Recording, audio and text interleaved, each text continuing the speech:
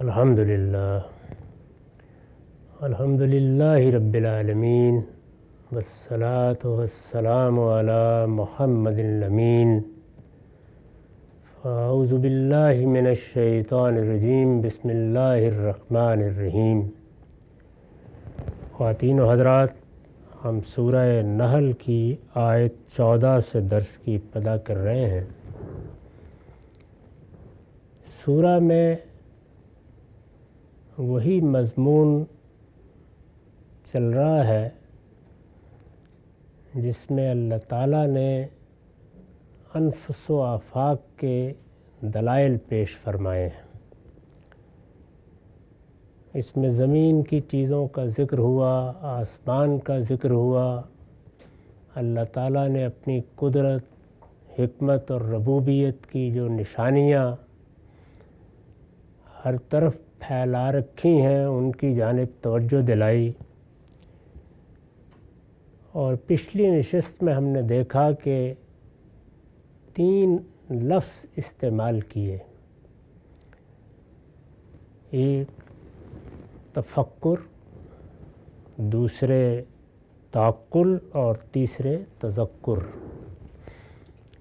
ان کی وضاحت ہو گئی اور میں نے یہ بتایا تھا کہ یہ در حقیقت مدارج بھی ہیں اور احوال بھی، یعنی انسان غور و فکر کرتا ہے، چیزوں کے نتیجے نکالتا ہے، جو ان سے مقدمات قائم ہوتے ہیں ان سے عقلی استدلال کرتا ہے، یہ تفکر کا عمل ہے۔ اسی طرح ایک عقل عام انسان کو دی گئی ہے، اس کے سامنے کوئی بات آئے اور وہ طبیعت پہ سلامتی رکھتا ہو تو اپنی عقل سے اس کو سمجھ لیتا ہے۔ اور پھر ایک بڑی بنیادی چیز تذکر ہے، یعنی کسی دوسرے نے توجہ دلائی، کوئی حقیقت سامنے آئی، کسی چیز کے بارے میں تنبیہ کی گئی، خبردار کیا گیا، تو انسان جو حقائق اپنے اندر رکھتا ہے ان کی جانب متوجہ ہو جاتا ہے۔ اس سے اس کو یاد دہانی حاصل ہوتی ہے۔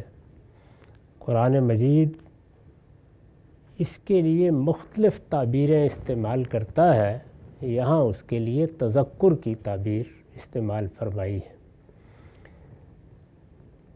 ان تینوں کو سمجھ لینے کے بعد اب انہی کے ذیل کی ایک حقیقت کو سامنے رکھیے اور پھر ہم آگے کی آیات کو پڑھیں گے۔ وہ یہ ہے کہ بعض چیزیں ایسی ہیں جن کے بارے میں ہم استدلال کے باقاعدہ مقدمات قائم کرتے ہیں۔ میں نے اس کی مثال کے طور پر عرض کیا تھا کہ خواہ ہمارے علوم ہوں یا مذہبی حقائق، جب ان کے لیے مقدمات قائم کر کے استدلال کیا جائے گا، جس کو اصطلاح میں منطقی استدلال بھی کہہ سکتے ہیں، تو اس کی ابتدا ہر حال میں علم بالحواس سے ہوگی، یعنی ہمارے حواس کیا چیزیں دیکھتے ہیں، ظاہری حواس کیا دیکھتے ہیں، باطنی حواس کیا دیکھتے ہیں۔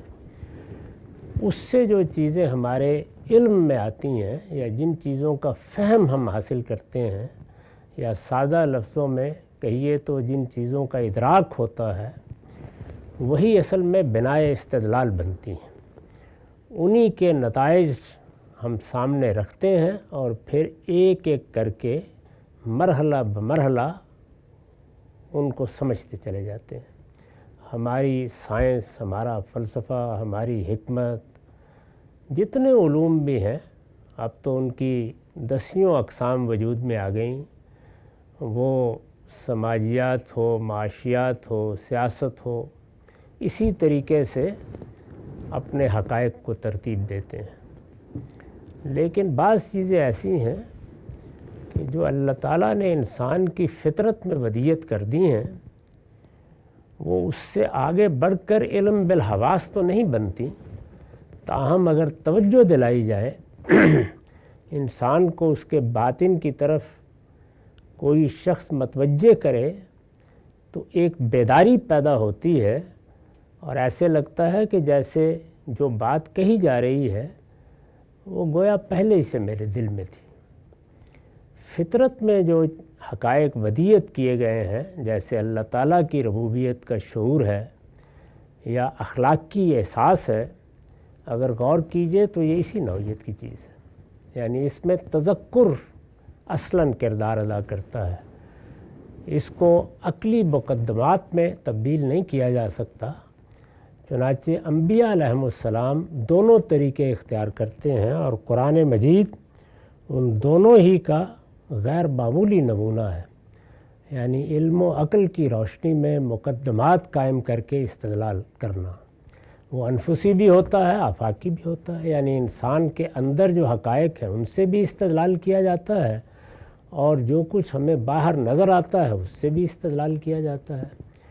وہ چیزیں جو انسان کی فطرت میں ودیت کی گئی ہیں، ان کے معاملے میں انبیاء علیہم السلام ذکرہ کا طریقہ اختیار کرتے ہیں، یاد دہانی کرانا، حقائق کو سامنے رکھ دینا، دعوت دینا کہ خود اپنے اندر جھانک کر دیکھو، اپنا مراقبہ کرو۔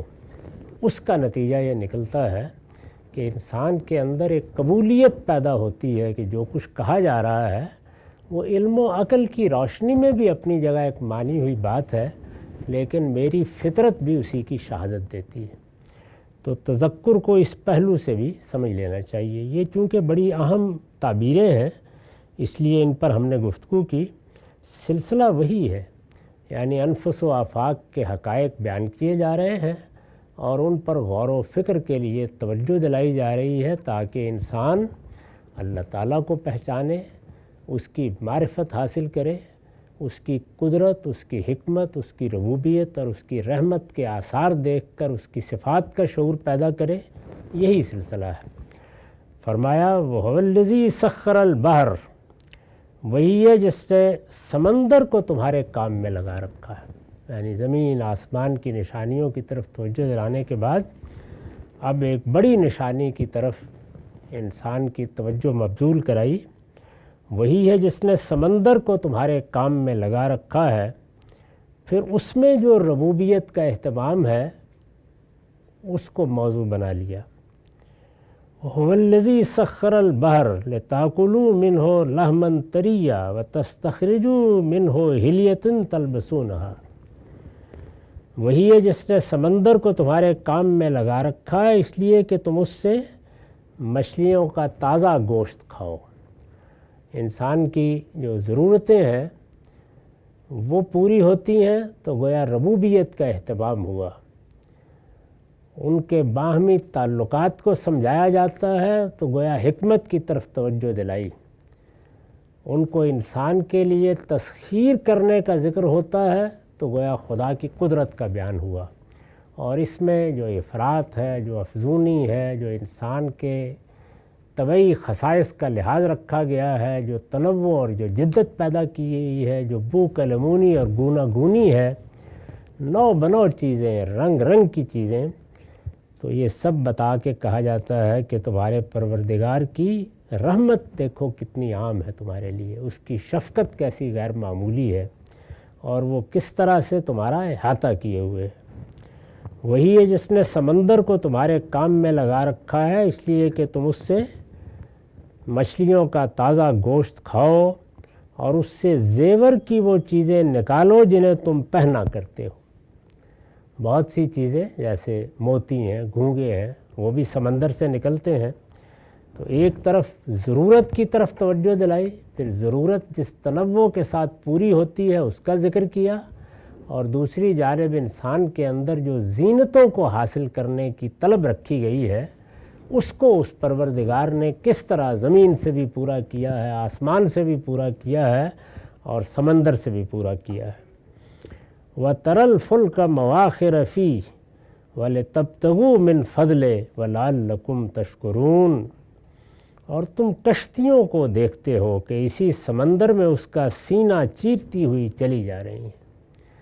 یعنی کشتی تو انسان نے بنائی ہے لیکن وہ بھی اصل میں اس پروردگار ہی کی قدرت و حکمت کا ظہور ہے کہ جتنی ایجادات انسان کرتا ہے ان سب کا منبع بھی ذات خداوندی کی حکمت اور اس کا علم ہے اس لیے کہ اسی کا پرتو انسان پر پڑا ہے اور انسان میں یہ صلاحیت رکھی گئی ہے کہ جو کچھ اسے بنا کر دے دیا گیا ہے اس سے بھی فائدہ اٹھائے اور اس فائدے کو بڑھانے کی تدبیریں سوچے، اور دوسری جانب ایک قوت ایجاد اس میں رکھ دی گئی ہے جو خود علم و حکمت اور ارادے کا تقاضا کرتی ہے۔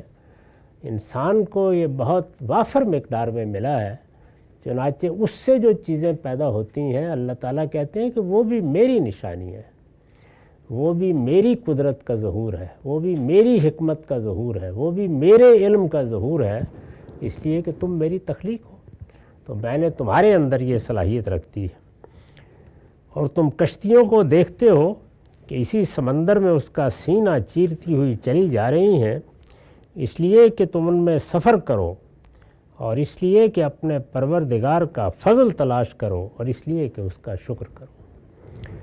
یعنی انسان میں اگر یہ داعیہ پیدا کیا ہے کہ وہ جانوروں کی طرح کسی ایک ہی جگہ محدود ہو کر رہنے کے لیے تیار نہیں ہوتا، وہ بھی اگرچہ جگہ بدلتے رہتے ہیں، خاص طور پر پرندے تو بعض اوقات ہزاروں میل کا سفر کرتے ہیں، لیکن انسان میں یہ داعیہ کئی پہلوؤں سے رکھا گیا ہے، یعنی صرف ضرورتی کے پہلو سے نہیں ہے، نظر نوازی کے پہلو سے بھی ہے، اللہ کی قدرتوں کو دیکھنے کے جذبے سے بھی ہے، دنیا میں جو تنوع رکھا ہے اس کا نظارہ کرنے سے بھی ہے، گوناگوں پہلوؤں سے انسان کے اندر یہ داعیات رکھے ہیں۔ اور جب انسان کو وہ مجبور کرتے ہیں تو وہ سفر کے لیے بھی نکلتا ہے، سفر کے لیے نکلتا ہے تو یہ دو پاؤں بھی ہیں، لیکن انسان کو اللہ نے عقل عطا کی تو وہ ایسی چیزیں ایجاد کر لیتا ہے جن سے ان کی رفتار غیر معمولی طور پر بڑھ جاتی ہے۔ پرانے زمانے میں سمندروں کا سینہ چیرنے کے لیے کشتیاں بنائی گئیں، جہاز بنائے گئے، تو یہ اللہ کی بڑی نعمت کا ظہور تھا۔ اس سے معلوم نہیں کہاں کہاں تک سفر کرنا انسان کے لیے ممکن ہوا، سامان لے جانا ممکن ہوا، دوسرے خطوں میں جا کر تجارت کرنا ممکن ہوا۔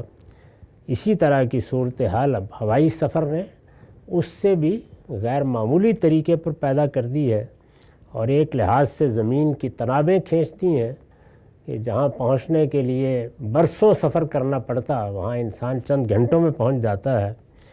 تو یہ بھی انسان کی ضرورت ہے، اس لیے کہ داعیات اس کے اندر رکھے گئے ہیں، اس نے ایک دوسرے سے ملنا ہے، علم حاصل کرنا ہے، علم کا تبادلہ ہونا ہے، اس سے نئے نتائج نکلنے ہیں۔ دنیا میں انسان مختلف جگہوں پر کس کس طریقے سے تمدن پیدا کر رہے ہیں اس کو دیکھنا ہے۔ ان سب چیزوں کے لیے سفر ہی وسیلہ ظفر ہے، تو اللہ نے اس کے اسباب بھی پیدا کر دیے ہیں۔ اور پھر یہ کہ انسان رزق کی تلاش میں بھی بعض اوقات اپنی جگہ چھوڑنے کے لیے مجبور ہو جاتا ہے، جیسے کہ قدیم زمانے میں جب لوگ خانہ بدوشی کی زندگی بسر کرتے تھے تو بڑی وجہ یہی ہوتی تھی کہ ایک جگہ رزق کے اسباب ختم ہو گئے ہیں، کوئی قحط پڑ گیا ہے، موسم تبدیل ہو گیا ہے، یا اپنے ہی غلے بہت بڑھ گئے ہیں اور وہاں کی سبزی یا وہاں کا چارہ کفایت نہیں کرتا تو دوسری جگہ جانا لوگوں کی مجبوری ہو جاتی تھی۔ اب اس کی اور صورتیں پیدا ہو گئی ہیں۔ پھر یہی نہیں، بجائے خود تجارت ہمیشہ سے رزق کمانے کا بڑا ذریعہ رہی ہے، آج بھی یہی صورتحال ہے، اس میں بھی سفر ہی کرتا ہے انسان۔ تو اس کو یعنی رزق تلاش کرنے کو اللہ تعالیٰ قرآن مجید میں اپنا فضل تلاش کرنے سے تعبیر کرتے ہیں، اس لیے کہ ہمارے دین میں جو ہدایت دی گئی ہے وہ ترک دنیا کی یا اپنے وجود کو فنا کر لینے کی ہدایت نہیں ہے، بلکہ اس دنیا میں جس طرح کہ اللہ تعالیٰ نے انسان کو صلاحیتیں دی ہیں وہ زندگی بسر کرنے کی ہدایت ہے، جو ایک زندہ بیدار انسان کی زندگی ہوتی ہے، یعنی وہ اپنی صلاحیتوں سے کام لے، اس کے نتائج کو دیکھے، اس سے دنیا میں طرح طرح کے انکشافات کرے، جس طرف چاہے اپنے خیال اور فکر کے گھوڑے دوڑائے اور اپنی سماجیات اور سیاست اور معیشت میں نئے نئے تجربات کرے، یہ سب کرے، لیکن ہمیشہ ذہن میں رکھے کہ ایک دن اس کو اپنے پروردگار کی بارگاہ میں پیش ہونا ہے۔ یہ بنیادی بات ہے جو انبیاء علیہم السلام کہتے ہیں۔ چنانچہ تلاش رزق کو وہ اس دنیا کی طلب نہیں کہتے، جس طرح کے صوفیانہ مذاہب میں اس کو مردار سے تعبیر کیا جاتا ہے، وہ اس کو اللہ کا فضل کہتے ہیں، اللہ کا فضل تلاش کرو۔ تو یہاں پر بھی اس کو ایک نعمت کے طور پر بیان کیا کہ تم دیکھتے ہو کہ یہ سمندر میں کشتیاں چلا دی گئی ہیں، یہ سمندر کا سینہ چیرتی ہوئی چلی جا رہی ہیں، یہ تمہارے لیے سفر کی سہولت پیدا کرتی ہیں، اور انہی کے ذریعے سے تم اپنے پروردگار کا فضل تلاش کرتے ہو۔ لیکن اس سب کا حاصل کیا ہے؟ وَلَعَلَّكُمْ تَشْكُرُونَ، تاکہ تم اس پروردگار کے شکر گزار بندے بن کر رہو۔ یہ شکر اور سپاس یہی اصل میں دین کی بنیاد ہے۔ انسان اگر اپنے پروردگار کو پہچان لیتا ہے اور پھر اس کو ایک منعم کی حیثیت سے سمجھ لینے کے بعد اس کی جانب متوجہ ہوتا ہے، تو جو جذبہ پیدا ہوتا ہے یا ہونا چاہیے وہ شکر کا جذبہ ہے۔ پروردگار تو نے مجھے حیات دی، تو نے مجھے شعور دیا، ایک ایسی ہستی کے طور پر پیدا کیا جو حال مستقبل سب کو دیکھنے کا ذوق رکھتی ہے، علم دیا، حص جمالیات دی، حادثہ اخلاقی دیا، اور اس کے ساتھ اتنی نعمتیں میری ضرورتوں کے لیے اور میری زینت کی طلب کے لیے پیدا کر دیں۔ ان سب چیزوں کو جب انسان دیکھتا ہے تو وہ شکر گزار ہوتا ہے۔ چنانچہ دین کی ابتدا یہاں سے ہوتی ہے۔ اسی وجہ سے ایک دوسری جگہ یہ تعبیر اختیار کیا ہے کہ ہم نے تو اپنے پیغمبروں کے ذریعے سے بھی اور تمہاری فطرت میں الہام کر کے بھی راستہ بتا دیا ہے۔ ہدیناہ السبیل، راہ صاف کر دی ہے، راستہ تمہارے سامنے ہے۔ اب اس کے بعد اما شاکرم و اما کفورا، تم نے فیصلہ کرنا ہے، شکر گزار ہو کر رہتے ہو یا ناشکری اختیار کرتے ہو۔ تو شکر گزار ہو کر رہے گا تو اس کا لازمی نتیجہ دین، ہدایت، پیغمبروں کی تعلیم کی قدر افزائی ہے، اور ناشکری اختیار کرے گا تو اس کا لازمی نتیجہ شرک ہے، عدوان ہے، بغی ہے، فساد ہے، پھر وہ لازماً اس راستے پر جائے گا۔ تو ارشاد ہوا کہ یہ سب نعمتیں جو تمہارے گرد و پیش میں ہم نے بکھیر دی ہیں، یہ ایک ہی چیز کی طرف توجہ دلا رہی ہیں۔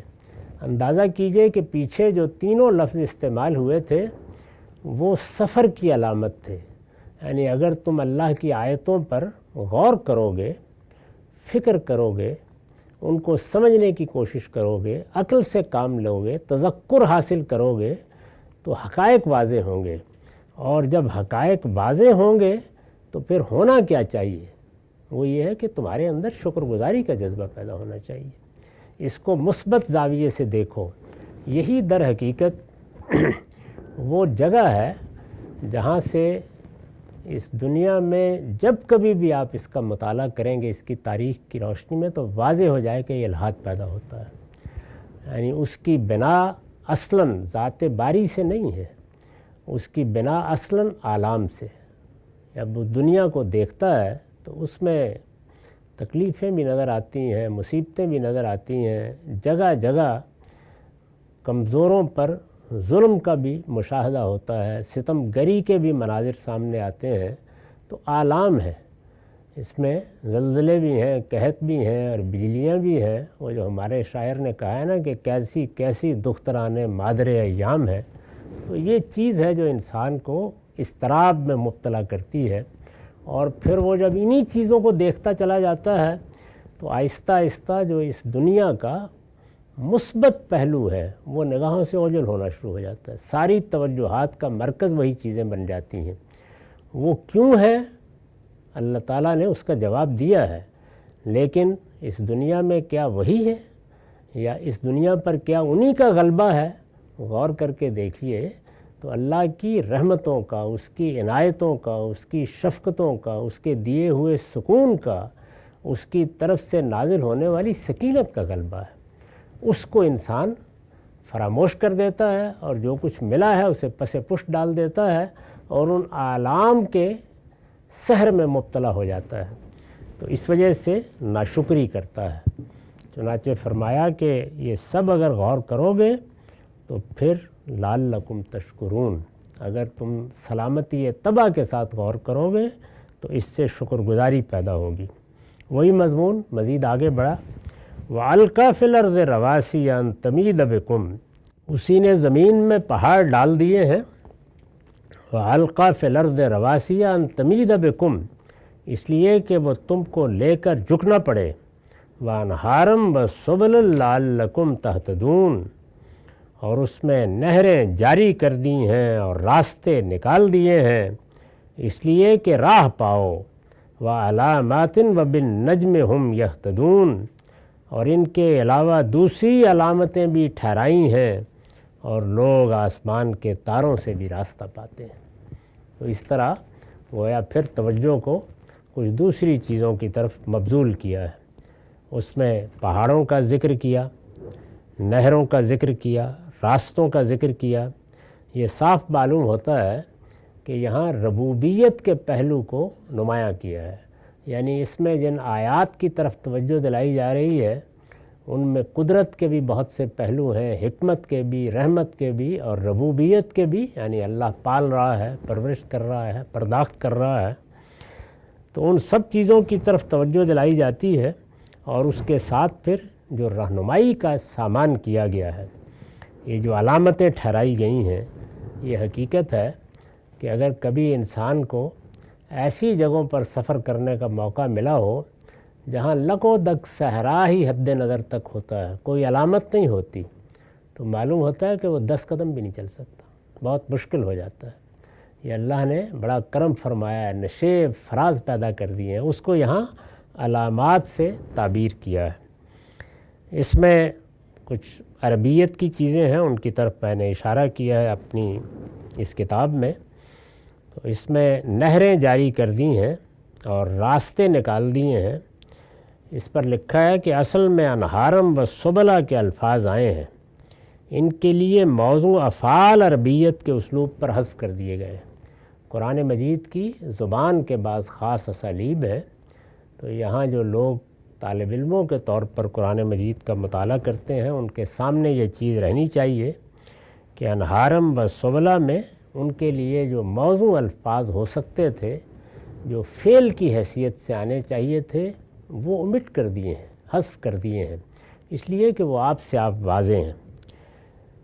گویا اصل عبارت یوں تھی، یعنی فجر فیہا انہارم و مخد فیہا سبلا، تو اس میں یہ فجرہ اور مخدہ یہ الفاظ ختم کر دیے۔ دیکھیے ان تمید بکم و انہارم و سبلا، تاکہ ایک طالب علم اس کو خود سمجھ لے۔ تو قرآن مجید میں یہ اسلوب بھی ہیں۔ اسی طرح سے علاماتن کو دیکھیے آگے آتا ہے، تو اس پر بھی میں نے لکھا ہے کہ یہاں بھی وہی اسلوب ہے جس کا ذکر اوپر ہوا، یعنی جعل للسبیل علامات، فعل وہاں پر بھی محذوف کر دیا ہے۔ تو اس طریقے سے قرآن مجید نے یہ بتایا ہمیں کہ تمہارے گرد و پیش میں اگر تم سمندروں کو دیکھو، دریاؤں کو دیکھو، ستاروں کو دیکھو، تو کیسی کیسی چیزیں اس پروردگار نے پیدا کر رکھی ہیں۔ اس زمین کو اس طرح بنایا ہے کہ اس کا توازن قائم رہتا ہے۔ اس سے پہلے تو انسان نہیں جانتا تھا، لیکن اب تو صدیوں سے اس حقیقت سے واقف ہے کہ یہ فضا میں معلق ہے، تیر رہی ہے، اور اگر آدمی غور کرے تو جس رفتار سے اس کی گردش جاری ہے، اس کی روح فنا ہو جاتی ہے کہ میں اس کے اوپر کس طریقے سے بیٹھا ہوں۔ لیکن وہی پروردگار ہے کہ جس نے یہ توازن پیدا کر دیا ہے۔ یہ توازن جو اس کو ایک خاص سطح پر رکھے ہوئے ہیں، ایک خاص مدار میں رکھے ہوئے ہیں، ایک خاص فاصلے پر رکھے ہوئے ہیں، اس کے مختلف پہلوؤں کی طرف قرآن توجہ دلاتا ہے۔ یہاں خاص طور پر جو نشیب و فراز پیدا کیے ہیں اور ان میں بڑے پہاڑ اٹھا دیے ہیں، بتایا ہے کہ ان کے دوسرے فائدے تم جانتے ہو، لیکن اس توازن کو قائم رکھنے میں بھی ان کا ایک کردار ہے، اس پہلو کو یہاں نمایاں کیا ہے۔ تو یہ علامتیں ٹھہرائی ہیں اور اس طرح سے تمہارے لیے یہ سامان پیدا کیا ہے۔ افمن یخلق کمن لا یخلق افلا تذکرون، پھر کیا جو پیدا کرتا ہے وہ ان کے برابر ہو جائے گا جو کچھ پیدا نہیں کرتے؟ یعنی ایک طرف خالق ہے اور دوسری طرف اس کی مخلوقات ہیں جن سے تم نے امیدیں وابستہ کر لی۔ مخاطبین چونکہ شرک میں مبتلا ہیں تو اللہ تعالیٰ کی قدرت، حکمت، ربوبیت کی طرف توجہ دلا کر اس کی معرفت کی جانب متوجہ کر کے اب گویا ان کے عقائد کی طرف رخ موڑ لیا ہے۔ تو ان سے پوچھا ہے کہ افمن یخلق کمن لا یخلق، یعنی ایک طرف یہ تمہارے معبود ہیں، تمہارے دیوی دیوتا ہیں جن کو تم پرستش کی ہستیاں بنائے ہوئے ہو، جن کے استھان قائم کیے ہوئے ہیں، جن سے امیدیں وابستہ ہیں، تو یہ بتاؤ کہ ایک طرف تمہارا خالق اور دوسری طرف یہ مخلوقات جو کچھ بھی پیدا کرنے کی صلاحیت نہیں رکھتے، یہ برابر ہو جائیں گے؟ کیا وہ جو پیدا کرتا ہے وہ ان کے برابر ہو جائے گا جو کچھ پیدا نہیں کرتے؟ افلا تذکرون، تو کیا تم سمجھتے نہیں؟ یعنی یہ تو بدیہی چیزیں ہیں، ادنا غور سے سمجھ میں آ جاتی ہیں۔ توحید اور شرک کے تقابل میں تو یہ صورت ہی نہیں ہے کہ شرک کے پاس بھی کوئی استدلال ہے۔ انسان اگر استدلال کے پہلو سے یا ریزننگ کے پہلو سے دیکھے یا اپنی فطرت میں بدیہت حقائق کے لحاظ سے غور کرے تو توحید کے سوا کسی چیز کے لیے کوئی ادنا گنجائش بھی نہیں ہے۔ فرمایا کہ سارا استدلال جو پیچھے ہوا وہ تو اس خالق کے وجود پر ہوا، یعنی تم ایک مخلوق ہو، تمہارے گرد و پیش کی کائنات تمہارے لیے پیدا کی گئی ہے، وہ سب کی سب اللہ نے تمہاری خدمت میں لگا دی ہے۔ اس میں ایک ایک چیز کا حوالہ دے کے پوچھا کہ ان میں سے کون سی چیز ہے جس کو کوئی دوسرا فراہم کرنے والا ہے، تو ان سب کا بھی خالق میں ہوں اور تمہارا خالق بھی میں ہوں۔ تو خالق کے مقابل میں یہ کیا ہستیاں ہیں جن کو تم اہمیت دیتے ہو؟ پھر کیا جو پیدا کرتا ہے وہ ان کے برابر ہو جائے گا جو کچھ پیدا نہیں کرتے؟ تو کیا تم سمجھتے نہیں ہو؟ وَإِن تَعُدُّوا نِعْمَتَ اللَّهِ لَا تُحْصُوهَا إِنَّ اللَّهَ لَغَفُورٌ رَحِيمٌ، اگر تم اللہ کی نعمتوں کو گننا چاہو تو انہیں گن نہیں سکتے۔ یعنی تمہارے گرد و پیش میں، تمہارے وجود میں، انفس میں، آفاق میں اگر صرف شمار کرنے کے لیے بیٹھ جاؤ کہ کیا کیا نعمتیں تم کو حاصل ہوئی ہیں، کیا کیا نعمتیں تمہارے لیے پیدا کی ہیں، تو تمہارے عادات ختم ہو جائیں گے، تم انہیں گن نہیں سکتے۔ اگر تم اللہ کی نعمتوں کو گننا چاہو تو انہیں گن نہیں سکو گے۔ ان اللہ لغفور الرحیم، اس پر بھی ناشکری کرتے ہو۔ حقیقت یہ ہے کہ اللہ بڑا ہی بخشنے والا ہے، اس کی شفقت ابدی ہے۔ پیچھے فرمایا تھا نا کہ یہ سب اس لیے ہے لعلکم تشکرون، تاکہ تم شکر گزار بندے بنو۔ ان نعمتوں کو دیکھتے ہو اور اس بے پایاں رحمت کو دیکھتے ہو، پھر بھی ناشکری کرتے ہو۔ حقیقت یہ ہے کہ اللہ بڑا ہی بخشنے والا ہے، اس کی شفقت ابدی ہے۔ یعنی اگر وہ غفور اور رحیم نہ ہوتا تو اس ناشکری پر تو اسے اسی وقت میں پکڑ لینا چاہیے تھا۔ یہ صرف اس کی بخشش ہے اور اس کی رحمت ہے کہ وہ مہلت دے رہا ہے، اسی نے تمہیں یہ مہلت دے رکھی ہے، تو اس کی وجہ یہی ہے۔ مگر یاد رکھو واللہ یعلم ما تسرون وما تعلنون، اللہ جانتا ہے جو کچھ تم چھپاتے اور جو کچھ ظاہر کرتے ہو۔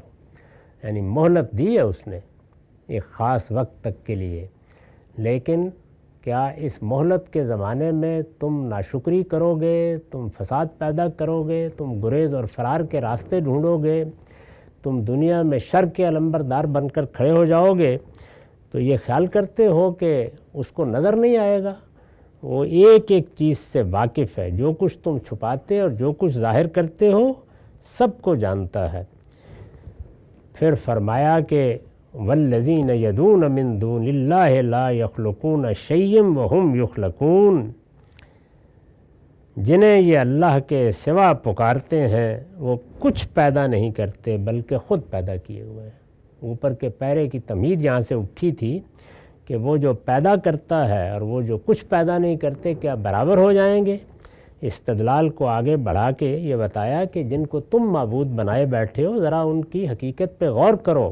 اموات غیر احیاء وما یشعرون ایان یبعثون، مردہ ہیں نہ کہ زندہ، اور نہیں جانتے کہ کب اٹھائے جائیں گے۔ یہ تمہارے معبودوں کا حال ہے، اور یہ تمہارے ان بزرگوں اور آباء کا حال ہے جن کو تم نے بڑی اہمیت دے رکھی ہے۔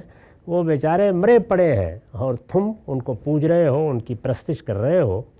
چنانچہ میں نے لکھا ہے کہ آیت کے الفاظ سے واضح ہے کہ یہ خاص ان کے بزرگوں اور آباء و اجداد کا ذکر ہے جنہیں معلوم نہیں کیا کیا قرار دے کر وہ اپنی حاجتوں کے لیے پکارتے اور ان کی پرستش کرتے تھے۔